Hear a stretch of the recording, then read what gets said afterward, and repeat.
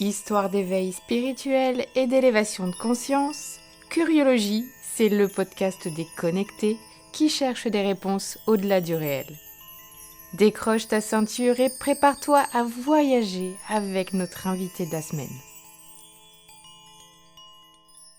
Bonjour à tous et bienvenue sur le nouvel épisode de Curiologie. Aujourd'hui, j'invite Héloïse Amilcar, que vous avez peut-être connue sous le nom d'Amimé Tobion sur Instagram. Moi, c'est comme ça que je l'ai connue il y a déjà peut-être 2 ans ou 3 ans. Ouais, ça va faire 3 ans au mois de mars 2023 que je suis sur Instagram. Waouh, ouais. Et Ouais. du coup, maintenant, c'est Héloïse Amilcar. Elle a récupéré son nom. Elle est devenue autrice dans la spiritualité et le développement personnel. Et bientôt, elle sera prof de yoga. Salut Héloïse, Coucou Angélique. comment ça va? Ça va super bien, écoute. Ça va trop bien. En direct de Lisbonne. En direct de Lisbonne, ouais, et comme je disais, le temps est pas foufou, c'est gris. Chez moi, c'est hyper, du coup, un peu sombre. Donc, ça fait vraiment ambiance Halloween, tu vois. On est dans le thème. C'est ça, ouais. Ouais, le podcast sortira le jour du Samin, justement. Ah bah voilà. Voilà, donc on est parfaitement dans le thème. Est-ce que tu peux te présenter à nos auditeurs peut-être un peu plus en profondeur par rapport à ce que j'ai fait? Ouais, bien sûr. Donc moi, je m'appelle Héloïse, j'ai 32 ans. Je vais sur mes 33 ans, en 2023. Et en fait, il y a 2 ans maintenant, donc un petit peu avant 2020, j'ai totalement changé de vie. J'ai eu 3 grands événements, qui ont été majeurs, et qui ont fait que voilà, j'ai eu des prises de conscience, assez folles et je suis allée sur un chemin où je ne pensais jamais aller et qui, m'a amenée là où je suis aujourd'hui, c'est-à-dire voilà, à parler de développement personnel et de spiritualité, qui ont toujours été des sujets qui m'avait intéressée depuis que je suis toute petite, hein, je te parle de 6-7 ans. Moi, j'étais déjà intéressée par l'astrologie, je connaissais déjà voilà, les signes, etc. Je m'intéressais à la vie après la mort, aux fantômes. Mais disons que pour moi, c'était un hobby, c'était une passion. C'est comme tu peux aimer, je sais pas, le jardinage ou la cuisine. Mais je m'étais jamais dit, ouais, ce sera mon taf, en fait. Et en fait, voilà, ces 3 gros événements, on pourra en parler plus tard, hein, bien sûr, parce qu'ils sont assez définis, enfin, ils ont défini vraiment qui je suis maintenant, m'ont fait prendre conscience que, bah, peut-être j'étais un petit peu en retard sur ce que je devais faire, dans cette vie-là, que Mmh. j'avais attendu, 30 ans, genre un petit peu, pépère, tu vois?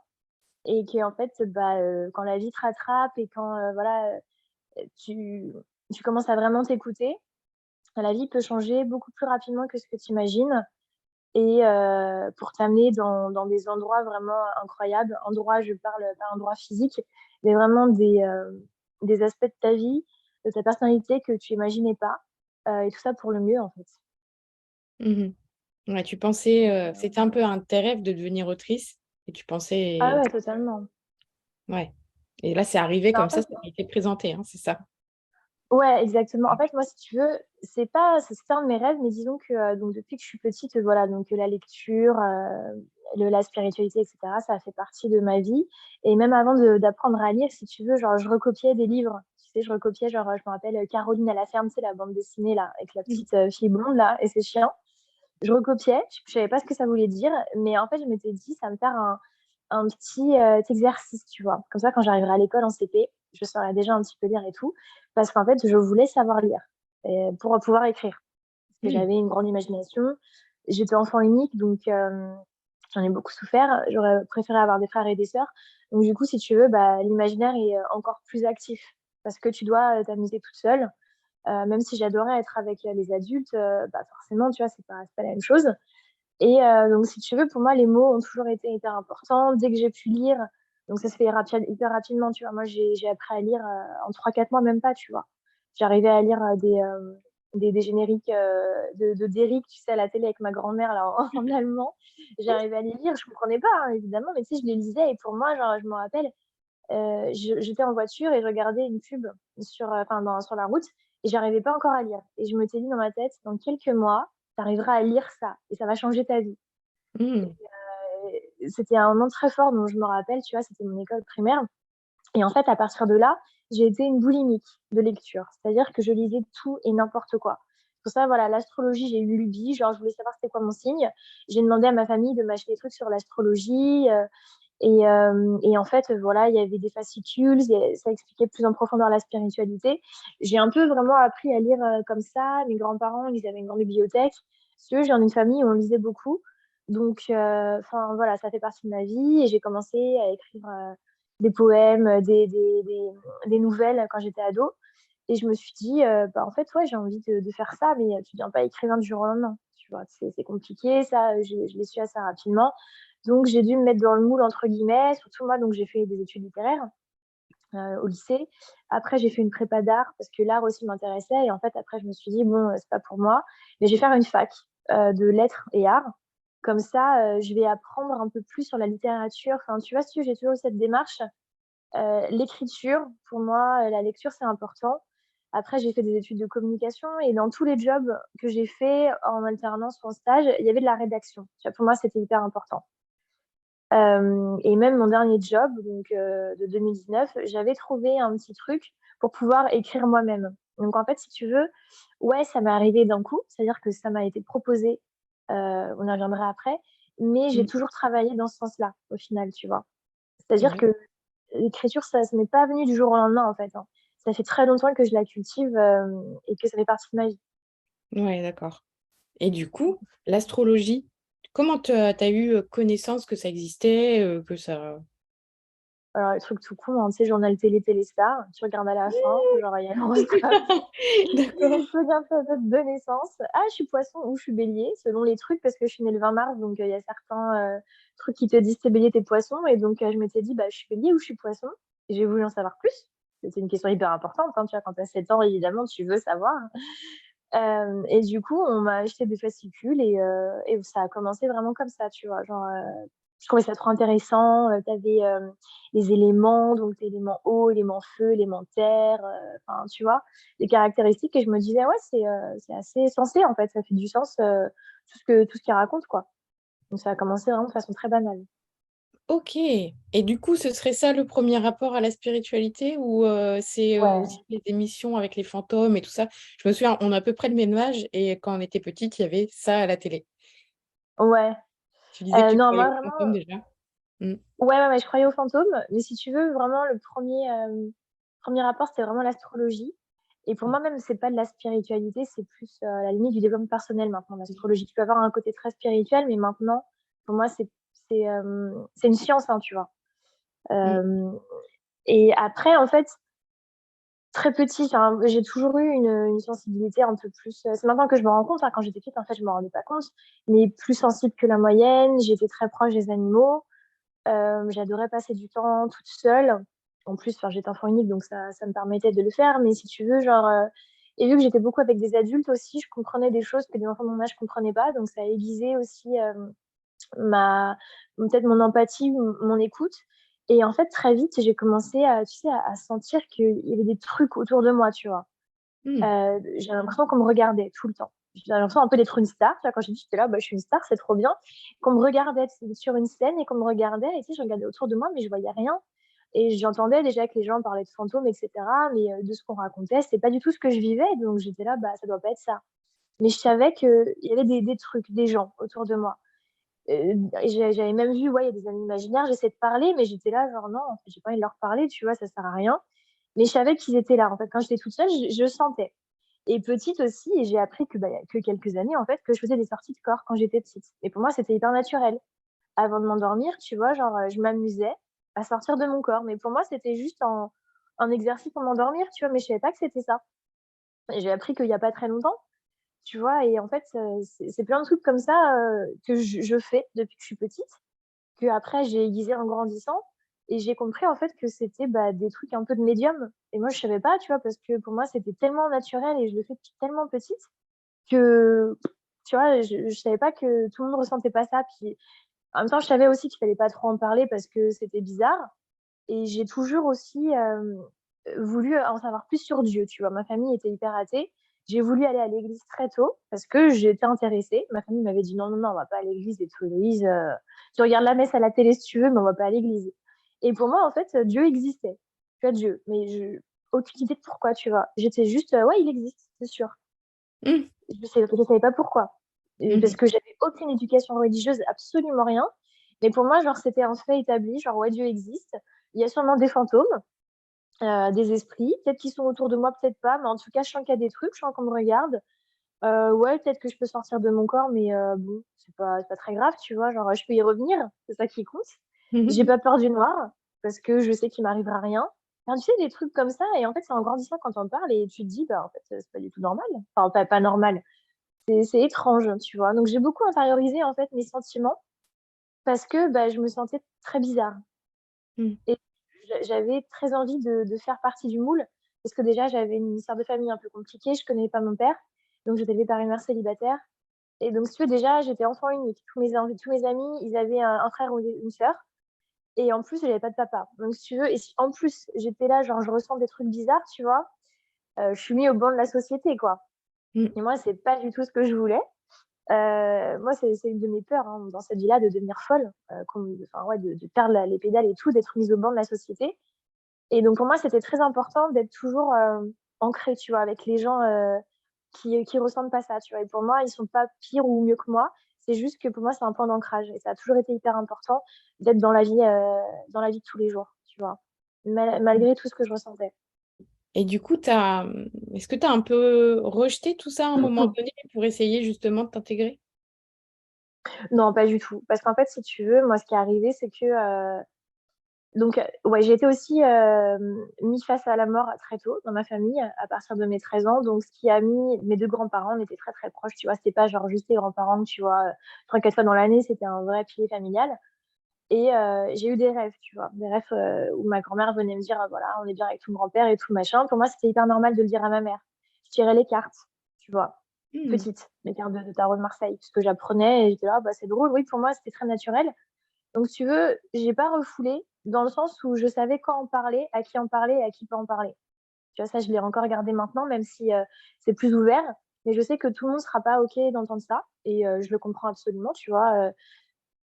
Il y a des gens qui sont pas intéressés par la spiritualité et c'est pas grave, ils peuvent, être, enfin, non, pour moi, les gens sont tous intéressés par la spiritualité, mais pas comme on l'entend. Mais on est tous spirituels, c'est juste qu'on n'a pas les mêmes mots pour l'expliquer.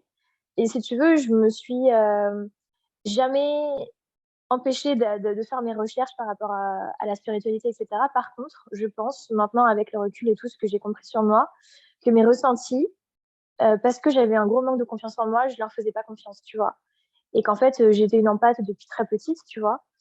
Que je ressentais les choses, mais fois 1000, 10 000, que je comprenais les motivations des gens et tout ça. Mais en fait, moi, dans ma tête, c'était parce que je m'intéressais à la nature humaine, à la psychologie. Donc je lisais plein de trucs, donc j'étais là: «Bah, en fait, je comprends facilement», tu vois? Mais en fait, c'est que je me suis rendu compte que non, je comprends aussi, enfin, je comprenais et je comprends toujours maintenant, bien sûr, mais le langage corporel des gens, tu vois? J'arrivais un peu à lire leurs pensées, mais dans ma tête, c'était pas comme ça, tu vois? Alors que maintenant, je sais exactement comment c'est parce que j'ai compris ce que c'est. Je pense que je me le suis avoué plus que de l'avouer aux autres, tu vois? C'est je me le suis avoué et en fait, mais ce que je fais maintenant, je le faisais déjà sans m'en rendre compte avant. C'est juste que pour moi, j'avais pas de mots dessus et c'était moins conscient. Mais je Mmh. scannais les gens, je pense que, tu sais, j'arrivais dans un lieu, j'étais là: «Ah, j'aime ou j'aime pas», tu vois? Les gens, j'ai toujours dit: «Ah, je le sens pas», tu vois? Les signes, moi, j'ai toujours cru aux signes depuis petite. Donc si tu veux, tout ce que je suis maintenant, je l'étais avant. C'est juste que je m'en rendais pas compte. Donc je pense qu'inconsciemment, c'était caché en moi, mais parce que j'étais pas prête, surtout à le révéler. Je pense que c'était plutôt ça. D'accord. Et comment tu as fait du coup pour justement te faire confiance? Ah! Bah, je pense que, bah, déjà en grandissant, ça s'arrange, ça s'arrange. La trentaine, moi, pour moi, ça a été, salvateur de ouf. Non pas que j'avais enfin, disons que j'ai une très bonne estime de moi, mais la confiance en moi, c'est différent. Maintenant, ça va beaucoup mieux et en fait, c'est plus tes ressentis, tu sais qu'ils sont justes, tu prends confiance en toi, plus tu fais des réussites, en fait, même des petites réussites dans ta vie de tous les jours. Genre, je sais pas, tu t'es mis un budget, tu arrives à le respecter, tu es là: «Ah putain, je suis fière de moi», tu vois? Ou je sais pas, tu t'es dit, je fais pas de pour moi, par exemple, enfin, tu vois, je fais pas de shopping pendant 1 ou 2 semaines. «Ah, je suis fière de moi», tu vois? Des petites victoires comme ça. Et Mmh. ou sinon sur les gens, c'est juste, en fait, j'ai des intuitions, enfin, j'avais des intuitions et j'essayais de me dire: «Bon, peut-être que ce sera vrai, peut-être que ce sera pas vrai», tu vois? Et en fait, je me faisais des petits tests, genre, essaye de croire ta première intuition. Sauf que mon mental me disait: «Non, non, le fais pas». Et en fait, à force de pas l'écouter dans certaines situations, je voyais en fait que j'aurais eu juste. Donc en fait, dans ma tête, c'est comme ça, je me faisais des petits jeux genre: «Ah, tu vois, tu aurais eu juste si tu avais écouté ton intuition, donc j'ai gagné en confiance», tu vois? Et après, c'est en grandissant, en ayant plus de maturité aussi et en comprenant que ma vision de la vie, elle était pas fausse, en fait, tu vois? Que, Mmh. ouais, pour moi, la compassion, la gentillesse, c'est les qualités les plus importantes à avoir, que non, les méchants gagnent pas tout le temps et même pas du tout. Que voilà, en fait, rien n'est grave dans le sens où c'est un corps, c'est une vie, mais c'est pas intrinsèquement nous. C'était vraiment des choses qui étaient engrainées en moi, mais que, tu sais, quand tu as 21-22 ans, tu dis ça aux autres, Mmh. on te dit: «Bah non». Oui, oui, tu vois? Tu sais, tu es autour, d'un verre et tout avec tes copines, tu peux avoir des conversations sérieuses et profondes, bien sûr, mais on te dit, «Bah non, ça marche pas comme ça», tu vois? Maintenant qu'on a plus de maturité, genre on en parle, on fait: «Ah ouais, bon, en fait, c'est comme ci, c'est comme ça». Et en fait, ça m'a beaucoup validé, bah, un peu aussi le regard des autres parce que je me suis dit: «Bon, c'est pas que moi».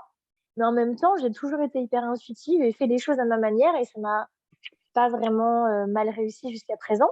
Mmh. Donc si tu veux, j'ai jamais cherché aussi à imposer mes convictions aux autres, tu vois? Pour moi, ça a toujours été clair, genre, moi je fais mon truc, tu fais ton truc, en fait. Si tu fais pas le mien, je m'en fous. Et c'est peut-être un truc d'enfant unique, hein, tu vois? Genre, c'est moi qui compte, c'est mon avis qui compte. Tu vois? Mmh. C'est moi je mène ma barque, tu D'accord. vois? Je suis assez d'accord pour, la liberté de l'enfant unique qui fait vraiment ce qu'il veut, quoi. Je suis un peu pareil. Ouais.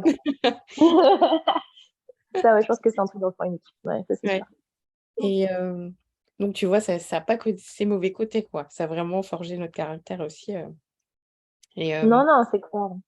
mmh et du coup, quand est-ce que tu as vu un tournant dans la vision des autres personnes par rapport à ça? Tu vois? Et c'est vrai qu'on ouais, on a été toute seule un peu dans notre délire, pendant un moment et il y a eu ce tournant et là, on peut en parler à plein de gens. Tu vois? On s'est rencontrés, Mmh. sur Instagram, hein, tu vois? Nous, j'ai rencontré beaucoup, beaucoup de personnes qui en parlaient sur Instagram et c'est vrai que maintenant dans la vraie vie aussi et c'était vraiment pas le Ouais, cas avant et c'était compliqué avant, hein.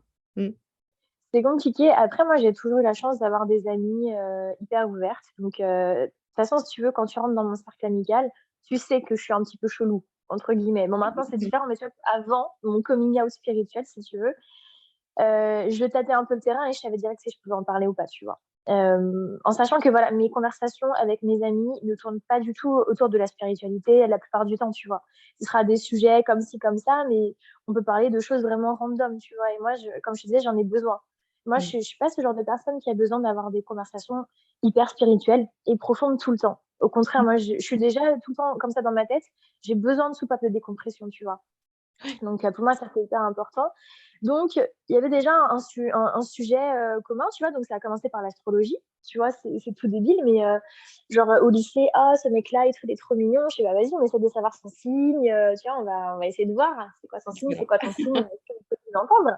Tu vois? Donc Mmh. moi, j'ai commencé à être la docteur Love de mes copines par rapport, à l'astrologie et à commencer, voilà, à leur, parler d'astrologie, de leur signe et cetera. Après de leur thème, tu vois, plus on grandit en âge, plus tu t'intéresses, bah, à ton thème astral, donc avec mes copines de fac, voilà, je leur faisais leur thème, enfin, avec mes copines. Donc, si tu veux, il y avait des petites introductions et après mes amis les plus proches, on parlait de choses encore plus profondes, tu vois. Est-ce que Dieu existe? Est-ce que la réincarnation existe? Et cetera. Les signes, les synchronicités. Et c'est vrai qu'en fait, ça a vraiment changé. Bah, j'ai l'impression, et peut-être aussi parce que moi j'ai changé, maintenant, là, en tout cas au Portugal, j'attire tellement de gens qui sont ouverts à la spiritualité, tu sais, qui t'en parlent comme ça, ce qui n'était pas le cas avant pour moi, tu vois? Moi, c'était un truc caché que moi, je me disais: «Bon, j'en parle et puis on va voir si tu en parles». Et maintenant, je t'avoue que ça me fait un petit peu peur, tellement tout le monde en parle comme ça et je me dis: «Ah mais c'est mon petit secret», tu vois? Je crois que j'aimais bien ce côté-là où genre, c'était, mon «jardin secret» entre guillemets, tu vois ce que je veux dire? Mmh mh. Mmh. Ta Et là, le fait que particularité aussi. Mmh. ouais. Exactement. Et là, le fait, en fait, de me dire: «Mais en fait, tu pas la seule», déjà, ce qui est aussi hyper rassurant, on va Mmh. pas se mentir, hein, parce qu'en fait, tu te rends compte que tout le monde a les mêmes expériences. Donc ça, c'était là genre: «Ah, je suis pas folle», tu vois? Je ne suis pas folle. Même si tu sais que t'es pas folle, en fait, tu toujours un petit doute, genre, peut-être que t'en fais un petit peu trop, peut-être que tu veux aussi, tu vois, aller là-dedans. Parce qu'il y a beaucoup de ça, tu vois, l'ego spirituel, peut-être que tu veux paraître plus spirituel que tu ne l'es. Et en fait, tu sais, genre, avoir rencontré tous ces gens cette année, bon, bah, pas tous évidemment, mais je me dis, je sais pas, ça me fait peur aussi, toute cette ouverture à la spiritualité, parce que c'est tellement quelque chose, pour moi, qui est personnel, au final, la spiritualité. Parce que c'est pas parce que tu fais pas de yoga, que tu médites pas, que t'es pas spirituel. Au contraire, tu sais, quelqu'un qui juste prend le temps de vivre, vit le moment présent, est peut-être plus spirituel que une prof de yoga, tu vois, qui va te faire ses 50 salutations au soleil par jour. Et non, mais c'est vrai, tu vois, et que pour moi, c'est très profond et il y a vraiment moi, j'ai vraiment l'impression d'avoir parcouru un chemin, tu vois, dans la spiritualité et que parfois, du coup, parce que c'est tellement brillant, il y a tellement de choses, tu vois, tu veux en découvrir plus sur toi, sur ce que ça signifie d'être sur cette terre, et cetera. Parfois, tu vas aller trop vite, en fait, tu vois? Et tu oublies que, il faut passer par des étapes. Ça veut pas dire qu'il faut galérer forcément, tu vois? Mais, pour, comprendre de façon profonde les choses, les sagesses des différentes spiritualités du monde et même juste de ta propre spiritualité, ça passe par étapes et c'est vrai que, des fois ça me met un peu mal à l'aise, tu vois? Parce que, je me dis: comment les gens» enfin, ouais, j'ai l'impression qu'il y a un petit côté, entre guillemets «blasphématoire», tu vois? C'est bête, hein, mais en me disant genre, il faut, en parler avec, un peu révérence. Tu vois ce que je veux dire? Je sais pas si je m'exprime bien. J'ai Mmh. l'impression en fait que parfois les gens saisissent pas toute la profondeur et le sens derrière, les mots qu'ils emploient en fait. C'est plutôt ça. Par rapport à des choses qu'ils verraient, sur les réseaux sociaux ou qu'ils liraient et qu'ils comprennent pas, qu'ils intègrent pas forcément et qui recrachent comme ça sans le vivre ou sans le mettre en application? Est-ce que c'est un peu ça? Ouais, exactement. Parce que tu sais, t'as as quand même tout qui est à portée de main, ce qui est génial. Mmh. Tu vois, moi je découvre des trucs incroyables, tu vois? Donc ça, je suis hyper contente, parce que le partage pour moi, il est méga important. Pour moi, le savoir est universel, il devrait se partager, tout le monde devrait le savoir. Tout le monde devrait savoir. Mais en même temps, en fait, est-ce que tout le monde peut être, un bon élève? Tu vois? Je sais pas. Tu vois? Je pense qu'il y a des paliers et c'est hyper intéressant parce que, à mon training de yoga que j'ai fait au mois de septembre, il y avait, cette question, tu vois? Qu'est-ce que c'est qu'être un bon professeur? Qu'est-ce que c'est qu'être un bon élève? Est-ce qu'un professeur doit être, un maître pour enseigner? Ou est-ce que justement, tu vois, tu, enseignes et tu te formes en même temps que tu formes tes élèves? Donc du coup, ça te pose beaucoup de questions parce que la spiritualité, tu sais, c'est tellement vaste et qui peut se dire maître, tu vois? Ou professeur maintenant? Parce qu'en fait, on apprend tous les jours. Donc c'est aussi, tu vois, un enseignement hyper important, à comprendre et à se dire. Il y a une profondeur et il y a une responsabilité aussi, je pense, quand tu parles de spiritualité. Tout comme quand tu es professeur de yoga, par exemple, ou n'importe qui, en fait, de la conscience, voilà. C'est important de mettre de la conscience, en fait. Et j'ai l'impression que parce que le dialogue est ouvert, ce qui est génial, tu vois, depuis 2020, clairement, on va pas se mentir, hein, 2019, ça avait déjà bien commencé, mais depuis le Covid, Mmh. il y a eu ce boom, on en avait besoin. On a besoin de spiritualité maintenant parce que le monde ne fait plus aucun sens. Donc ça, c'est juste. Mais parfois, les dérives, notamment, voilà, renvoyées par les réseaux sociaux, et cetera, je pense que c'est important de comprendre qu'il faut faire les choses en conscience, tu vois?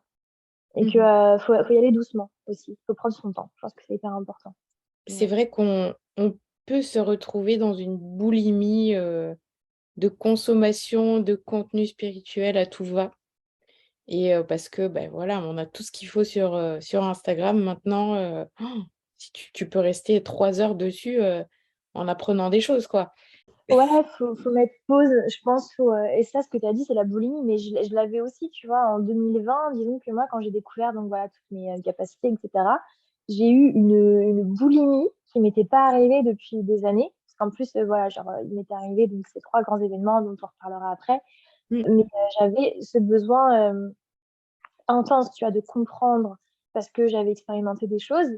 Et tu vois, j'ai testé mais tellement de pratiques, de praticiens, tu vois, sur Instagram, enfin c'était un peu n'importe quoi.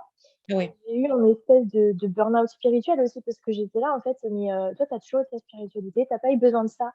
Tu pas besoin d'Instagram, si tu veux, pour en avoir une. Pourquoi est-ce que, en fait, tout change maintenant, tu vois? Donc, en fait, si tu veux, ouais, j'ai une grosse prise de recul en mode la spiritualité me dégoûte, en fait. Ça me dégoûte totalement. Eh Ah bien, oui, oui, c'est pour ça que j'ai voulu arrêter mon compte en 2020, en mhm. octobre 2020 à peu près. Et c'est là qu'en fait, j'ai été contactée par mon éditrice pour écrire un livre. Et je me suis dit, bon, ok, en fait, c'est un signe, il faut pas que tu arrêtes. Mm. Il faut juste que tu vois les choses différemment, en fait. Et ça fait partie du process, justement, tu vois, cette espèce de burn-out spirituel. Le doute, tu as tout le temps de te dire, mais ça se trouve, je suis folle, tu vois, genre, pas que j'aille aussi loin, je vais me perdre. Ouais, Et voilà, et cette boulimie, en fait, elle peut t'amener super loin parce qu'en fait, au final, tu ressens plus les choses, c'est dans le mental. Tu vois, t'es plus dans l'ouverture du cœur qu'on professe tous, enfin, je dis on de façon générale dans la spiritualité, tu vois, on professe, ouais, l'ouverture du cœur.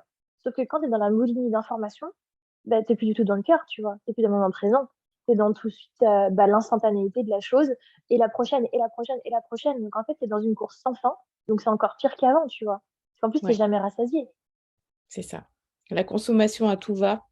Il faut toujours. Ouais, c'est ça, il faut en sortir. C'est comme dans la consommation à tout va de la société. Et ben on retranscrit exactement la même dans celle de la spiritualité. Et au final, eh ben, on recontinue à se perdre. Voilà. C'est Mm. ça, et je trouve que c'est d'autant plus compliqué parce que quand on s'imagine qu'on a dépassé un palier en étant sur un chemin plus spirituel, avec d'énormes guillemets, hein, parce que pour moi, il n'y a pas de chemin qui soit meilleur qu'un autre, en fait, t'as double épreuve. Parce que déjà, t'as ton ego normal dans la vie, tu vois. Donc, ouais, je vais monter les échelons, je vais avoir une carrière et tout, machin. Bon, tu as des trucs classiques. Mais en plus, si t'es dans un truc spirituel, t'as ton ego spirituel qui te dit, ah, mais moi, genre, je sais pas, genre, j'ai eu ce message, j'ai canalisé, je sais pas, tu vois, genre, je suis la réincarnation de je sais pas qui, d'un arcturien, machin et tout. Mais en fait, tu sais, t'as double peine, en fait, au final. Parce que c'est encore pire de sortir d'un truc spirituel parce que tu t'es dit, mais je suis déjà sortie de la matrice. Mais en fait, tu rentres dans une autre. Donc, Mm. tu vois, c'est infini. Tu refais les mêmes trucs à l'envie. Sauf que c'est juste une autre grille de lecture. Tu vois, mais Mm. en fait, c'est toujours ton ego. Et je trouve que c'est en ça que c'est encore pire l'ego spirituel. Pour moi, qu'il est encore plus puant parce que tu as l'impression d'être au-dessus de la masse, mais en fait, c'est pareil. C'est pareil. Ouais. Et c'est en ça que c'est important le discernement et de faire des pauses parfois et de se dire, bon, ok, maintenant, qu'est-ce qui se passe? Où est-ce que je suis? Je reviens un petit peu aux choses normales. Tu vois, c'est con, mais je fais mon ménage, je fais mes courses. Euh, je vais faire une petite marche, enfin, tu sais, genre, je fais ma lessive, je plie mon linge et ça ira peut-être mieux après, tu vois. Moi, c'est ma façon à moi de revenir au calme, en fait, tu vois. Faire des choses banales du quotidien. Oui. Parce que ça t'aide à te dire, ah ouais, en fait, je suis quand même humaine à la fin, tu vois. Oui, il faut accepter notre condition d'humain. Exactement. Enfin, t'es revenu ici, en fait, t'inquiète que t'es pas la réincarnation de Jésus, hein, de Jésus. Sinon, je serais pas là. Tu vois ce que je veux Ouais, dire? ouais, ouais. Donc, je dis Jésus, ça peut être Moïse, Mahomet, tu vois, peu importe. Mais je veux dire, en fait, t'es là. Donc, c'est que t'as des trucs à apprendre au final. Donc, voilà. Revois un petit peu ta grille de lecture, j'ai envie de dire. C'est Et ça. encore une fois, tu vois, je le dis sans aucune méchanceté. Parce que moi-même, tu vois, j'ai pu être dans ces extrêmes, tu vois, évidemment. Forcément, quand tu découvres ça, tout ce panel de choses absolument formidables, mais ce qui est hyper important, c'est d'avoir les pieds sur terre, en fait. Sinon, tu Mhm. peux pas t'élever comme tu veux dans une profonde et réelle spiritualité. Je suis bien d'accord. Et alors, à propos de tes trois expériences dont tu veux nous parler, qu'est-ce qui s'est passé? Ouais. Ouais, ben en fait, oui, c'est pour ça que je suis là d'ailleurs. Donc, en fait, moi, si tu veux, en 2018, j'avais 28 ans, j'ai perdu ma maman d'un cancer.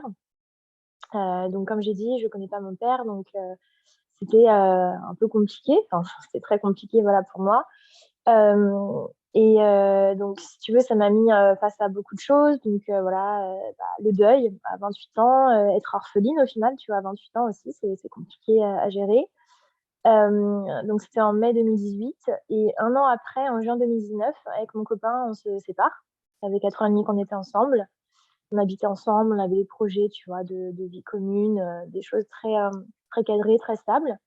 On se sépare. Et en octobre 2019, donc j'étais à Londres à ce moment-là, j'étais à l'étranger.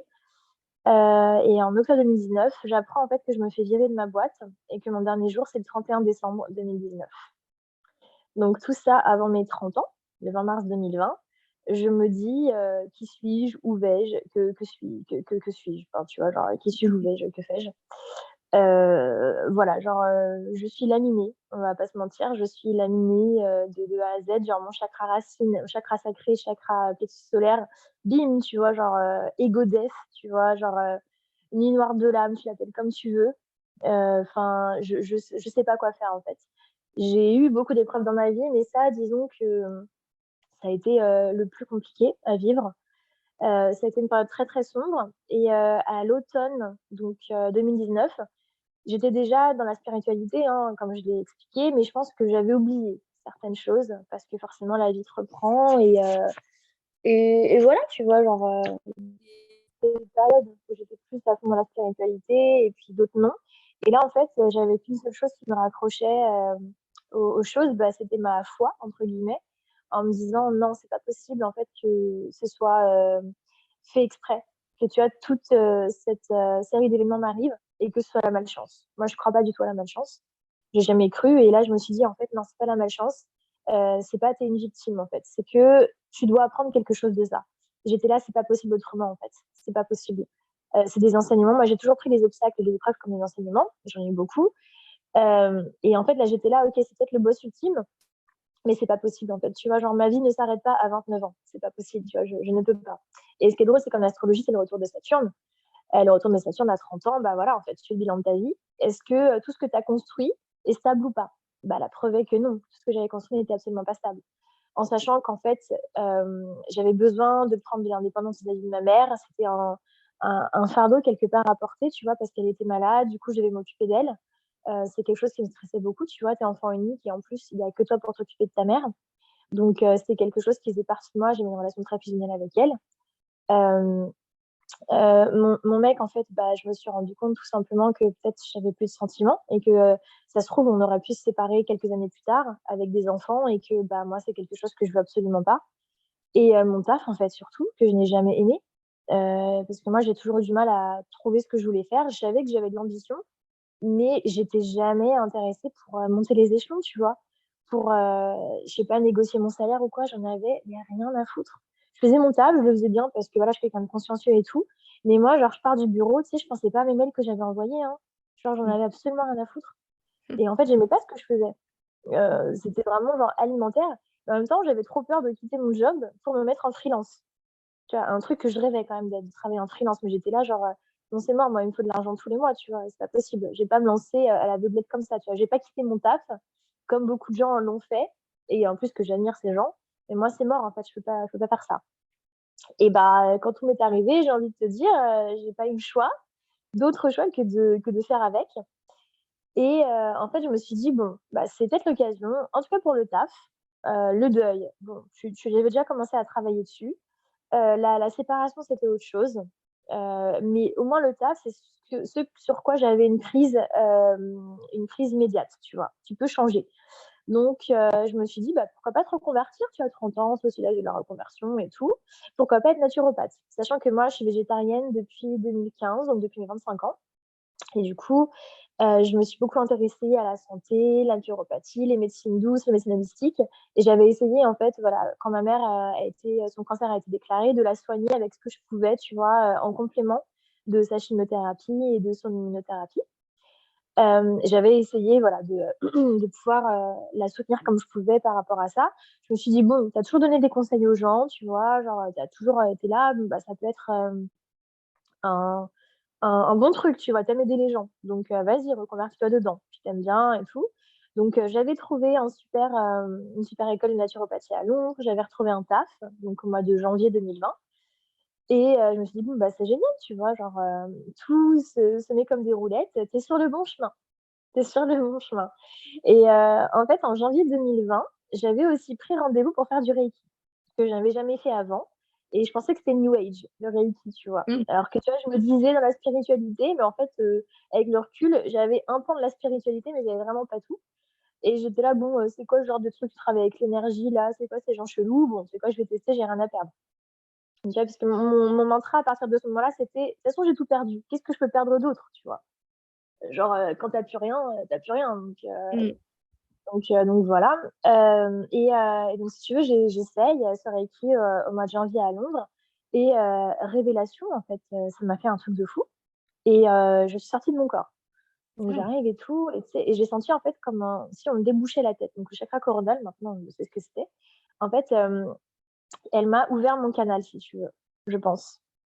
Qui ne demandait qu'à s'ouvrir, hein, parce que j'étais à point, si tu veux. C'est comme c'est le steak que tu sors du barbecue quand il est à point. Bah voilà, moi j'étais à point et boum, en fait, ça pouvait s'ouvrir bien comme il faut, tu vois. Et donc, direct, je lui dis, bon, bah, écoute, moi, je veux savoir comment tu fais ça, donc je vais faire une formation. Elle m'a dit, bah, c'est trop bien, au mois de mars, j'en fais une. Je fais, oh, ça va être mes 30 ans, c'est un signe. Tu vois, c'est un signe, il faut que je le fasse. Donc, je lui ai dit, voilà, je te paye. Je l'ai payé tout de suite. En plus, je crois, la nana, genre, j'étais grave, grave saucée. Et voilà. Moi, quand je suis OP sur un truc, j'y vais direct. Et après, je suis partie à Bali au mois de février avec une de mes meilleures amies. Et elle aussi, c'était une période compliquée de sa vie. Donc, on s'est retrouvés là-bas. Ça nous a vraiment, ça fait cliché, hein, je sais, mais ça nous a vraiment aidé à guérir un petit peu, tu sais, à remettre un peu les énergies à zéro. On a fait l'expérience de psychédélique là-bas et ça a ouvert aussi des portes incroyables. Et je pense qu'ils ont encore plus contribué à donc, mon ouverture du chakra coronal à cette époque-là. Et donc, je reviens et tout, donc à Londres au mois de mars, et le Covid arrive. Le Covid commence à arriver de France, tu vois. Donc, moi, j'étais en Angleterre. En Angleterre, on n'était pas du tout flippé, tu vois. Et puis, le jour arrive où je dois aller faire ma session. Et en fait, j'étais un petit peu aux abois parce que ma boîte venait de me dire qu'en fait, ils n'allaient pas me prendre parce qu'il y avait le Covid. Et mon école de naturopathie fermait. mhm. J'avais eu, donc moi j'avais pas d'économie de côté, hein, et j'avais eu en fait, si tu veux, un petit package au boulot parce que j'ai été restée 2 ans dans la boîte, donc j'avais un petit peu de quoi voir venir. Mais j'étais là, ça pue en fait. S'il n'y a pas de Covid, enfin, comment je fais? Enfin, s'il y a Covid plutôt, comment je fais en fait pour vivre? Tu vois, ça va être compliqué au niveau monétaire. Donc j'y vais, tu vois, j'étais un peu anxieuse, genre, je me dis: «Ça pourrait être un moyen peut-être, tu vois, d'envoyer de l'énergie à distance, d'aussi de me faire, de l'argent», tu vois? J'ai vraiment pensé aussi comme ça, tu vois? Ça m'intéresse, mais j'ai pensé aussi au côté un peu pécunier. Et en fait, j'arrive à la station de métro et en fait, j'ouvre mes mails et je vois que, normalement, je les ouvre toujours tous les matins, mais là, j'avais pas ouvert, je sais pas pourquoi. Je vois qu'elle me dit: «Bah, en fait, désolée Héloïse, ma petite a le Covid, on va pas pouvoir faire ça, on reporte». Et je fais: «Oh putain, c'est pas vrai». Je fais: «Bon». Donc je décide d'aller dans une librairie ésotérique de Londres sur les conseils d'une amie avec qui j'étais partie à Bali, et pour voir si on peut apprendre le reiki à distance, tu vois? Genre, on n'y connaissait tellement rien, puis on se dit: «Bah oui, ça s'apprend dans les livres», tu vois? Le reiki, l'énergie, bah oui, c'est dans les livres. Ce qui est pas faux, hein, mais c'est vrai qu'il faut le tester avant. Et donc je vais dans la librairie, tu vois? Elle ouvre, c'est une librairie que j'adore, où j'allais tout le temps. Et je dis: «Bon, je vais apprendre le reiki». Elle me fait: «Ah bah mademoiselle, ça s'apprend pas comme ça, hein, le reiki, c'est avec un maître et tout machin». Je fais: «Écoutez, il y a le Covid aux portes, dans une semaine, il est là». Elle dit: «Oh non, non, moi j'y crois pas, vous savez, c'est des conneries le Covid et tout». Je fais: «Écoutez, la France ferme ses barrières, enfin ses frontières». Moi, je devais fêter mes 30 ans à Londres, tous mes amis devaient venir, tous sont annulés parce qu'il y avait plus de train. Donc je fais: «Écoutez, si, si, en fait, c'est pas une blague, ça arrive à nos portes». «Oui, non, machin», donc bref, je commence un peu à me friter avec elle et je lui dis: «Bon, donnez-moi un livre, en fait, je m'en fous». Tu sais, j'en démordais pas, quoi. Et elle me dit: «Bon, voilà, je vous donne ce livre, mais vous apprenez pas grand-chose, hein, il faut vraiment faire avec moi». Je fais: «Oui, oui, oui, OK, pas de souci», tu vois? Elle me vendait sa sauce aussi, c'est normal. Je rentre chez moi, tu vois? Je lis le livre en anglais, mais je l'aurais lu en français que ça aurait été pareil. Je ne comprenais absolument rien. J'étais là, je comprends pas. Ça ne me parle pas. Genre, désolée. Je ne sais pas ce que c'est. Je me dis: «Bon, on va sur YouTube», tu vois? Genre, sur YouTube, tu trouves tout. Et en plus, à l'époque, tu vois, Instagram, pour moi, je connaissais un peu il y avait un peu d'astrologie sur Instagram, j'avais mon compte perso. Mais pour moi, c'était genre des blogueuses, des trucs de recettes végétariennes et tout, tu vois? Donc je connaissais pas en plus, tout ce monde que j'ai découvert sur Instagram spirituel, tu vois? Pour te dire à quel point j'étais loin. Et bah, sur YouTube, je trouve des vidéos, mais je comprends pas, en fait. C'est pareil, moi, je tape «savoir comment envoyer de l'énergie à distance». Je trouve des trucs, mais je comprends rien, donc pareil, pendant 1 heure, je regarde des vidéos, genre, ça me saoule, c'est abstrait. Je vois tous ces gens chez Père et tout, je me dis: «Mais qu'est-ce qu'il me raconte?» tu vois? Non, je te jure, moi, j'étais comme ça, je me dis: «Mais qu'est-ce qu'il me raconte? C'est pas possible, qu'est-ce qu'il raconte?» Je comprends juste, connecte-toi à la personne. Donc je me dis, bon, comment je me connecte à la personne et tout, genre, je sais pas moi, tu vois. Donc je dis à cette même amie, bon écoute, là, l'heure est grave, c'est sur WhatsApp, je lui dis, tu sais quoi, pendant 20 minutes, tu fermes les yeux. Tu te mets, je sais pas, en plus, on disait même pas méditation à l'époque. Donc, tu fermes les yeux et je vais me connecter à toi. Je vais me concentrer sur toi. Elle m'a dit, ok, d'accord. Donc, moi, ce que j'ai fait, sans le savoir, hein, enfin, sans avoir réfléchi, j'ai pris mes écouteurs, j'ai mis sur Spotify, genre, méditation de la nature ou je sais pas quoi, c'est les bruits de nature et découverte. Et je me suis dit, bon, bah, pendant 20 minutes, je vais écouter et je vais me concentrer sur elle. Tu vois, genre, je sais pas, je me suis concentrée. J'ai fermé les yeux et là, direct en fait, je te jure, en direct, j'ai vu un corps, noir donc dans l'astral et j'ai vu des couleurs sur Ah son ouais. corps à elle. Je savais que c'était elle en plus, je savais que c'était elle. Je vois des couleurs et en fait, je comprends que c'est des chakras. À l'époque, je faisais du yoga, hein, mais je m'intéressais pas à la philosophie du yoga. Je connaissais les chakras, mais je savais pas, tu vois, lequel était lequel. Et, euh, et je commence à recevoir des informations, tu vois, donc à canaliser. Parce que je savais pas non plus à l'époque que ça s'appelait canaliser, tu vois. Pour moi, c'était genre, tu débouches les canalisations, mais canaliser, tu vois, je savais pas ce que c'était. Et du coup, je commence à recevoir des informations et tout. Donc, au bout d'un minute et tout, genre, je ressors. J'étais en transe, en fait. Je suis partie en transe totalement. Et je savais que j'étais partie en transe parce que je savais que j'avais la possibilité de partir en transe. Tu vois, pareil, petite, je m'amusais à partir en transe. Enfin, tu vois, c'est complètement débile, mais je savais comment le faire. Et donc, je lui dis, bon, bah, écoute, j'ai vu cette couleur-là, donc à tel endroit. En même temps, je regardais sur Internet, tu vois, couleur jaune, ventre. Tu vois, j'ai vraiment tapé ça sur Google, plexus solaire. Je fais, putain, c'est plexus solaire, ok. Je regarde un peu la définition, donc je sais, bah voilà, je crois que t'as un petit problème à ce niveau-là et tout. Et j'avais d'autres infos, et je lui dis, elle me fait, oh là là, c'est fou, c'est totalement ça, machin. J'ai vu Waouh. qu'elle est médium aussi, tu vois. Je me dis, bon, elle va me faire plaisir, tu vois, genre, si elle est chez Père aussi, donc non. Le soir, je réessaye sur ma deuxième meilleure amie, sur ma meilleure amie, qui elle, totalement beaucoup plus terre à terre et plus fermée à ça, tu vois. Ouverte, mais fermée. Et j'essaye, et pareil, elle me fait, alors oui, j'ai ressenti des trucs de ouf quand tu me l'as fait, j'ai ressenti que tu as été là et là dans mon corps, c'est ce que j'avais vu. Donc, ces chakras et tout machin, je faisais des trucs genre, ouais, faut que tu boives. Et elle m'a dit, écoute, ça fait 2 jours que genre, j'ai mal à la vessie ou je sais pas quoi, genre, je bois pas. Je sais pas, voilà, faut que tu boives. Genre, tu sais, des trucs comme ça. Et je me dis, bon, elle a voulu me faire plaisir aussi, tu sais, genre les deux, c'est comme mes sœurs, donc on se connaît par cœur, je les connais par cœur. Je me dis, tu vois, je les connais, donc ça marche pas. Puis j'essaye sur des amis d'amis, tu vois, Mmh. et ça marche à chaque fois. Et dans la vraie vie, en fait, le Covid arrive vraiment en Angleterre, et en fait, juste avant mes 30 ans, je me dis, bah écoute, de toute façon, là, on va être en lockdown, je vais pas avoir de taf ou quoi. Je vais essayer sur Instagram en mettant un compte, tu vois, un pseudo, et en testant sur des gens, je vais le mettre à 10 euros. Si ça marche, tant mieux, ça me fait 10 euros. Si ça marche pas, je rembourse ou alors, bah, de toute façon, c'est que 10 euros, tu vois, donc les gens, ils s'attendront pas à grand-chose. Tu vois, c'est aussi un autre truc, comment est-ce que tu mets ton prix sur tes prestations, tu vois. Mmh. Là, ma prestation ne coûte que 10 euros, donc je ne coûte que 10 euros. Enfin, je n'ai de valeur que 10 euros. Et en fait, bah, ça marchait totalement sur des inconnus. Et c'était totalement ça. En fait, j'ai commencé comme ça. Et j'ai commencé à gagner de l'argent hyper rapidement. Et j'étais là, mais c'est un truc de fou. Et en fait, je me suis rendu compte que, bah, déjà, ça me permettait peut-être d'être, freelance, tu vois? Donc de travailler de chez moi. De toute façon, on n'avait pas trop le choix, mais j'avais encore la possibilité de rejoindre ce taf, tu vois? Mais j'étais là, en fait, je sais pas, tu vois? Je sais pas si je veux ou pas au final. J'ai envie, mais j'ai pas envie, tu vois? J'étais encore entre 2 trucs, genre, c'est une parenthèse, tu vois? C'est le confinement. On a tous eu une parenthèse mondiale, donc moi, c'était ma parenthèse. Et en fait, la fin du confinement est arrivée. J'étais là: «Bon, je verrai à la rentrée», tu vois? Et j'avais eu tellement, en fait, de prise de conscience en faisant donc ces lectures d'âme, donc ces lectures de chakras slash guidance, lecture d'âme, que, moi-même, j'ai beaucoup travaillé sur moi-même et j'avais pu beaucoup, épurer, tu vois, tout ce que j'avais vécu un petit peu, donc ces dernières années. Et sauf que j'étais arrivée quand même à un espèce de burn-out spirituel, comme je te disais, où genre, je voyais trop de trucs chez Père, moi-même j'allais un peu trop loin, je pense. Mais il faut tester, tu vois, c'est normal. Si tu vas loin, mais c'est normal. Et du coup, donc au mois d'octobre, moi qui m'étais dit, je montrerai jamais ma tête. De toute façon, ce sera juste, tu sais, pour gagner de l'argent et tout comme ça. Même si tu vois, je faisais des posts et pour moi, c'était hyper important de faire les posts, de trouver le bon graphisme et tout, tu vois. Et de donner, donc un peu, de transmettre un peu aux gens. Pour moi, ça a toujours été hyper important. Je m'étais dit, genre, j'arrête, tu vois. je vais reprendre une vie normale, rechercher un taf normal, tu vois. Genre, on arrête les conneries. Et je te jure, genre, la semaine avant que je décide de fermer mon compte, je reçois cette proposition d'écrire un livre. Et j'étais Mmh. là, putain, c'était un de mes rêves d'écrire un livre à 30 ans.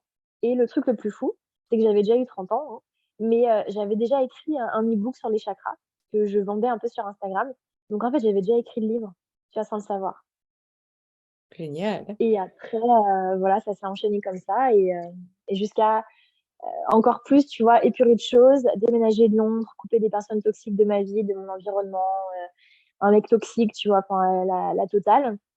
Et à comprendre aussi ce que j'ai envie pour moi. Et en fait, juste à m'écouter encore plus et à me dire, Londres, c'est plus pour moi, j'ai besoin de changer, de faire un reset, tu vois, un retour à zéro vraiment. Et cette année, pour moi, ça a été un peu la première fois aussi que j'étais indépendante parce que je suis partie toute seule. Et même si j'avais beaucoup, tu vois, opéré de changements dans ma vie, j'avais encore ce dernier truc à changer, tu sais, genre à faire les choses que pour moi maintenant. Et en fait, depuis que je suis arrivée ici, quand je te dis que tout s'est déroulé à merveille, c'est-à-dire que vu que j'ai jamais été autant en synchronicité avec mes émotions, je sais pas si ça se dit en synchronicité, mais tu vois, synchrone avec mes émotions, avec ce que je veux et ce que je ressens, que tout s'est fait de façon hyper fluide. Et, Mmh. euh, et c'est ouf, voilà. Waouh. Waouh, c'est génial. C'est ouais, c'est une belle leçon de voir que quand on est aligné, quand on suit tous les signes de l'univers, quand on va vite dans les décisions et tout, hop, on y va et tout s'aligne et on manifeste tout ce qu'on veut, quoi. Exactement, ouais. Cette année, j'ai vraiment compris le sens du mot manifestation. Tu vois, je le connais depuis longtemps, même avant, voilà, que je sois sur Instagram. J'étais là, oui, on peut manifester parce que j'avais déjà vu que ça arrivait pour moi. Donc, j'étais là, bah oui, tu vois, et donc fais attention à ce que tu penses parce que ça peut vraiment arriver. Mais tu vois, le truc le plus flagrant, c'est par exemple, j'avais 2 mois d'Airbnb et je voulais absolument, tu vois, pour mon anniversaire, donc en mars 2022, je voulais absolument donc ramener mon chat qui était à Paris et trouver un appartement et ramener mes affaires, tu vois. Et comme ça, quand je reviens de Paris, je me ramène avec mon chat et j'ai mon appartement. Et j'avais 2 mois pour le trouver, tu vois. Et en fait, j'avais donc comment ça s'appelle, des prérequis pour l'appartement, tu vois. L'appartement dans un de mes deux quartiers préférés, qu'ils acceptent les chats, qu'il soit grand, plus de 30 mètres carrés, tu vois, que je paye pas plus de tel en termes de loyer. J'ai tout eu. Mmh. J'ai tout eu et en fait, bah, je me suis écoutée aussi dans la recherche. J'ai cherché un jour, je trouvais pas. Je tombe sur une annonce, je vois qu'il y a un numéro WhatsApp. Tous les autres, tu sais, il fallait genre écrire au proprio, mais via la plateforme. Et là, j'envoie un truc sur WhatsApp. La nana me dit, bah, ok, rendez-vous demain. Demain, j'y vais. J'arrive et tout. Et en fait, je vois l'appart et je me dis, ok, c'est celui-là, je le veux. Et on commence à parler et tout. Je raconte mon parcours. Et ce qui a beaucoup joué parce que elle a été, tu vois, touchée par le fait que j'arrive, que j'ai un chat, que je change de vie, tu vois, que je recommence de zéro. Et le lundi, je l'avais, tu vois, c'est le vendredi, j'écris, le samedi, je vois l'appart, le lundi, j'ai l'appart. Mmh. C'est Facile. là, et puis, voilà, dans le timing que je voulais, je l'ai eu pour fin février. Et comme ça, genre, quand je suis revenue de Paris, genre, j'avais mon chat sous le bras, j'avais mes affaires qui arrivaient quelques jours plus tard, et j'avais mon appart. Mmh. C'est tellement Donc, facile quand t'es parfois. aligné, C'est c'est ça. ça. Et tu vois, le truc maintenant cette année, que je me rends compte que je travaille, c'est que parfois, tout se passe tellement comme tu le veux que ça fait peur. Ah, Voilà, tu vois? C'est l'autre côté. C'était ah là ouais. genre, putain, en fait, ouais, c'est cette année, ouais, c'est un peu ce que je travaille, ouais. Ça se passe tellement parfois comme je le veux, comme je l'ai imaginé, que des fois, en fait, bah, si, on a peur du bonheur, tu vois? Et je me Oh, dis: «Putain, ça fait peur». d'accord. Ouais, ça me fait: «Oh, mais c'est pas vrai, j'ai encore manifesté ça. C'est incroyable, j'ai demandé oh, ça arrive ce matin, c'est génial!» Mais Ouais, je ça l'ai aussi, tu vois? Mais des fois, je me dis genre, «Putain, genre, est-ce que c'est normal? Est-ce que j'ai le droit d'être aussi heureuse?» Tu vois? Genre des questionnements, à mmh. la con, mais tu te dis genre, «Je suis tellement bien, mais je l'ai mérité parce que j'ai travaillé pour ça». Tu vois? Ça, maintenant, je le dis, tu vois? J'ai travaillé, genre, je suis arrivée là où je suis, c'est pas, en ayant les 2 pieds en éventail. Mais des fois, je me dis genre: «Waouh, putain, genre, j'ai de la chance, mais est-ce que je mérite?» Tu vois? Et après, je me dis: «Ouais, tu mérites et tout, c'est bon». Mais tu sais, Mmh. des fois, je suis encore genre, «Putain, c'est fou», Ah oui, tu vois? ouais, je vois, je vois, je vois. Et est-ce que tu crois c'est un truc que je me demande, est-ce que tu crois que justement de manifester, ça arrive après une période où on a travaillé sur nous et où on s'est justement aligné, ancré, tout ça? Ouais, totalement, parce qu'il y a plein de fois où je peux te dire que, bah, Donc, je manifestais sans le savoir, tu vois? Des choses bien, des choses mal, mais les choses bien que je manifestais, c'était des périodes où j'étais plus alignée avec Mmh. moi-même, ça c'est sûr, tu vois? Et je manifestais la merde quand j'étais dans un état d'esprit de merde. Et Et oui. donc c'est juste mais c'est juste que je m'en rends enfin, je le savais, mais je le conscientisais pas, si tu veux, voilà. Je voyais très bien, tu vois, que ça m'arrivait pas, tu sais, avec les personnes, des situations, tu sais, je le voyais venir de loin et j'étais là: «Ah, ça va arriver comme ça va arriver comme ça. Oui, ça va arriver comme ça», tu vois? C'est en même temps, c'est de la clairvoyance, en même temps, genre, non, tu as juste manifesté ta merde aussi, donc bon, forcément qu'elle arrive. Et cette année, en fait, vu que je suis vraiment très, très, très, très, très alignée, je pense que c'est, peut-être l'année où je serai le plus alignée de toute ma vie, je sais pas, où ça continue, tu vois, ce que j'espère. Mais c'est beaucoup plus simple, plus fluide parce que, ouais, en fait, tu es aussi en état de calme intérieur et de paix intérieure, tu vois? Et ça, c'est très important quand, tu veux bien manifester, je pense. Mmh. C'est vrai. Sinon, ça va être parasité, tu vois? Ça va être parasité, même sans le vouloir, tu vois? Je sais qu'il y a des, espèces de guidelines sur la manifestation, ce qui est vrai, mais je pense que de toute façon, c'est un état d'esprit au quotidien aussi, d'être dans ce calme, permanent, dans cette sérénité permanente parce que, même ce que tu as pas voulu manifester, tu le manifestes de toute façon. Donc, tu vois, il faut aussi comprendre que, notre pouvoir, enfin notre cerveau est très, très, très important, très puissant. Donc, plus tu seras dans le calme, plus ça va être bien pour ta manifestation. Ouais, c'est ça. Et où tu laisseras pas le mental, te polluer aussi. Par exemple, je me dis Exactement, que, ouais, c'est quand tu prends des décisions vite. Tu as dit tout à l'heure que tu as pris une décision comme ça t'a pris comme ça. Tu l'as fait, tu t'as dit: «OK, c'est bon, j'y vais» et c'est dans ces moments-là où en fait, on prend les décisions hyper vite et qu'on les suit et qu'on laisse pas le mental commencer à jouer avec et qu'on arrive justement à ouais, à être en phase avec ce que notre âme, elle veut, en fait, j'ai l'impression. exactement, exactement. Et pourtant, dis-toi que moi, j'ai toujours beaucoup suivi mon intuition, hein. Moi, je disais toujours et tout, genre, moi, je suis au feeling, je suis quelqu'un qui va au feeling tout en étant très rationnelle, en ayant les pieds sur terre, tu vois? Mais en fait, je me rends compte avec le recul que je m'écoutais pas tant que ça, mais je m'écoutais beaucoup plus que la moyenne. Mais en même temps, voilà, tu vois? Genre, pas autant, peut-être pas, de façon aussi consciente que maintenant, parce que, bah, j'ai plus de maturité aussi, tu vois? J'ai 32 ans, j'en ai plus 22 ou 20, mais j'ai toujours, été quelqu'un, ouais, qui fonctionne beaucoup au feeling, tu vois? Genre, moi, si j'aime un truc, j'y vais, si j'aime pas, j'y vais pas, tu vois? Si j'aime quelqu'un, je l'aime, si je l'aime pas, je l'aime pas. Ça veut pas dire que je lui veux du mal, mais c'est juste, tu sais, genre, ouais, j'étais toujours hyper consciente de mes sentiments et j'ai jamais réussi à faire quelque chose que j'aimais pas. Mais pour les autres, en tout cas, je me suis beaucoup forcée. C'est peut-être ça la différence. Je me suis Mmh. beaucoup forcée à faire plaisir aux autres, à faire plaisir à ma famille, à mon copain, à mes amis, tu vois? Ouais, on est tous un peu comme ça aussi peut-être, je pense. Moi, je pense que je l'étais dans l'extrême, Dans tu vois? l'extrême, d'accord. Mmh. Ouais, bah, c'est le complexe du sauveur, en fait, tu sais? Genre, tu Ah prends tout le ouais. monde sous ton aile, vu que, bah, j'ai de l'empathie, tu vois? Genre, tout le monde se confie à moi, tout le monde enfin, tu vois, on m'a toujours dit: «Ah, pourquoi tu aurais dû être psychologue», tu vois? Moi, je suis le genre de personne, tu sais, je m'assois en arrêt de bus, tu as une mémé qui s'arrête, qui me raconte sa vie, enfin, tu sais, c'est le genre Mmh. de situations qui me sont toujours arrivées et quand j'ai lu, tu sais, les définitions de ce que c'était une empathe, j'étais là: «Bah oui, je suis une empathe, ouais, ça c'est sûr». Mais en fait, le vivre, le savoir, c'est différent, le conscientiser, apprendre à mettre ses barrières, ça met du temps et moi, j'ai toujours eu, ce besoin viscéral, tu vois, bah, qu'on m'aime. Hem et en fait, je pense que c'est très conditionnel ce que je donnais, tu vois? Je t'aide, donc tu vas m'aimer, tu vas avoir besoin de moi. Donc Mmh. j'étais aussi beaucoup dans cette dépendance avec les personnes que je faisais aussi moi-même, tu vois? Que j'entretenais, pardon et Mmh. du coup, j'ai fait beaucoup de choses pour les autres et non pas pour moi. Donc certains trucs, je m'écoutais, mais d'autres, en fait, je faisais pour les autres. Tu vois ce que je veux dire? Ouais. Pour le bien Comment des tu as autres. réussi à sortir de ça? Qu'est-ce qui t'a aidé?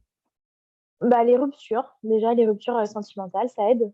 Alors moi, en tout cas, ma première vraie rupture, après une relation de 5 ans, ça a chamboulé beaucoup de choses dans ma vie. C'était à 24 ans et là, je me suis dit: «Ouais, en fait, il y a eu beaucoup de part d'idéalisation de ta part, dans la relation, vous étiez trop fusionnels et tout machin». Je me suis dit: «En fait, tu peux pas dépendre de quelqu'un, c'est pas possible», tu vois? Ça c'est n'importe quel monde, regarde l'état dans lequel tu es et à partir de là, tu vois, moi qui avais besoin de tout le temps sortir, c'est d'être en contact avec des gens, d'envoyer des messages tout le temps, ça a beaucoup, tu vois, descendu. Ça veut pas dire que j'envoie pas de textos, tu vois? Moi, j'adore envoyer des textos et tout, mais je suis devenue beaucoup plus indépendante par rapport à ça. Et après, en fait, c'est juste que, après ces 3 événements, bah, me recentrer sur moi, en fait, et comprendre que, faut que je me mette moi en premier. Qu'avant, je mettais ma mère inconsciemment, je mettais mon mec. Bon, mon taf, je l'ai jamais mis en avant, mais tu vois, c'est quand même une charge mentale. Au final, je me suis pas écoutée puisque j'aimais pas ce taf. Sinon, je l'aurais quitté, j'aurais dû quitter il y a bien longtemps. Ouais, Et encore, tu vois, enfin, je suis arrivée au je me suis fait virer au bon moment puisque j'ai eu, l'opportunité d'avoir un package. Si je l'avais quitté, je l'aurais pas eu, tu vois? J'aurais été dans la merde, donc voilà, tu vois, tout arrive pour une bonne raison aussi, même le mauvais. Le «mauvais» entre guillemets, tu vois? Il y a pas de bien, il y a pas de ouais, mal. ouais. Et en fait, prendre des distances avec les autres, ouais, c'est en essayant aussi de ouais, de comprendre que j'ai besoin d'être toute seule et que j'arrive à être toute seule surtout. Je me suis fait vraiment des moments de sevrage, tu vois? Quand j'étais plus jeune, maintenant ça va, mais plus jeune, après dans cette première rupture, j'étais vraiment en sevrage, tu vois? Je voulais voir personne, mais exprès. Je sortais pas, j'ai jamais été une très grosse teufeuse, mais tu sais, genre, je disais: «Non», je disais: «Non, je suis occupée», alors que pas du tout. J'avais besoin de me sevrer, en fait, du contact des gens parce que Mmh. les gens me prenaient trop, tu vois? Et je donnais trop, mais les gens prenaient trop. C'est comme ça, en fait, je me suis «sevrée à la dure» entre guillemets. Quand je dis «sevrer», ça peut paraître un peu, un terme fort, tu vois? Mais non, vraiment, tu sais, le rapport aux autres, il est très puissant, tu vois? J'avais besoin des autres pour vivre, vraiment. Ouais, d'accord. Et du coup, c'est pas forcément, c'est vraiment la vie qui t'a enseigné et non pas, des aides, de dev perso ou quoi que ce soit. Ça, c'est Pas du marrant. tout, mais Mmh. moi, dis-toi que j'avais pas l'argent pour m'offrir ça, tu vois, avant. Oui. Genre, j'allais voir enfin, tu vois, j'aurais pu voir un psy, mais ça m'a jamais intéressée, même si, tu vois, genre, j'adore. Mais non, enfin, en fait, moi, je trouvais ça chelou, tu vois? Genre, genre les constellations familiales, tu m'aurais dit ça il y a 5 ans, je t'aurais fait: «Mais c'est quoi ça?» J'avoue, c'est complètement dingue en vrai. C'est quoi des gens qui se foutent en cercle et tout, à parler de leurs problèmes, genre, tu vois? Genre lire, oui, lire, j'ai beaucoup lu aussi, tu vois? Ça m'a Oui. aidée. Mais si tu veux, genre, non, j'ai jamais été dans ce truc genre, un gourou ou même le yoga, tu vois? Genre, j'ai toujours été à fond sur le yoga, mais pour moi, c'était plus une pratique physique. Tu vois? J'étais plus en mode asana qu'en mode philosophie derrière. Mais genre, D'accord. non, je te dis, je lisais Psychologie Magazine, tu vois? Ouais. Bah, franchement, ça aide déjà, hein, on apprend quand même beaucoup de choses. Mmh mh. Non, c'est ça, mais vraiment, ouais, non, j'ai jamais voulu aller plus loin parce que, ouais, c'est exactement ça, genre, c'est plus la vie, moi, qui m'a appris, parce que j'ai vraiment eu des gros trucs, tu vois, à vivre Mmh. et c'est plus j'en ai tiré les enseignements toute seule. C'est D'accord, plus ça, ouais, clairement. Mmh. génial. Et ça fait déjà quasiment 1 heure qu'on parle Oh là là, et déjà et du coup, je voulais te demander, ouais, pour conclure, est-ce que tu aurais des pistes pour qu'on puisse, cheminer dans sa spiritualité, pour qu'on puisse, développer, en fait, un peu toutes, nos capacités, pourquoi pas? Mmh. Ouais, bien sûr, bah, moi, je pense que la chose la plus importante, c'est de faire le calme, de faire le vide dans son esprit et de rester un petit peu seul. Je pense que ça fait du bien. Mmh. De rester un petit peu seule, donc peut-être pas faire un sevrage, comme moi j'ai fait, tu vas dire: «Non, non, non, je veux pas te voir et tout». Mais faire des pauses, tu sais, genre, prendre du temps pour soi. Quitte à donc méditer, moi je médite pas, tu vois? Mais enfin pas méditer, tu vois? Genre je mets pas, 1 heure, sur mon coussin le matin, tu vois? Mais il y a d'autres formes méditatives que je fais et c'est hyper important, tu vois? Genre l'ennui, c'est de la méditation, tu vois? Mmh. Et enfin encore c'est un mauvais mot parce que l'ennui, du coup, on s'ennuie pas, on médite. Mais si tu veux, genre, vraiment, tu vas prendre du temps à ne rien faire, je pense que c'est hyper important et c'est ça aussi qui va t'aider à prendre conscience des choses, à conscientiser les choses et si tu veux, par exemple, développer tes capacités, médiumniques, c'est ça aussi qui va t'aider, en fait, faire le tri, faire le vide. Il y a beaucoup d'insights que tu peux avoir, genre, quand tu fais la vaisselle, parce que tu es pas concentré sur ton mental, quand tu conduis aussi, parce que tu es concentré, tu es focus sur la route, tu vois? Donc tac, tac, tac, tu peux avoir, des trucs qui viennent. Dans une marche aussi, même le sport, tu sais, ça peut être hyper méditatif, de t'induire en fait dans des états où, ton mental va pas te faire chier, tout Mmh. simplement. Donc et ça peut être aussi épuiser le physique.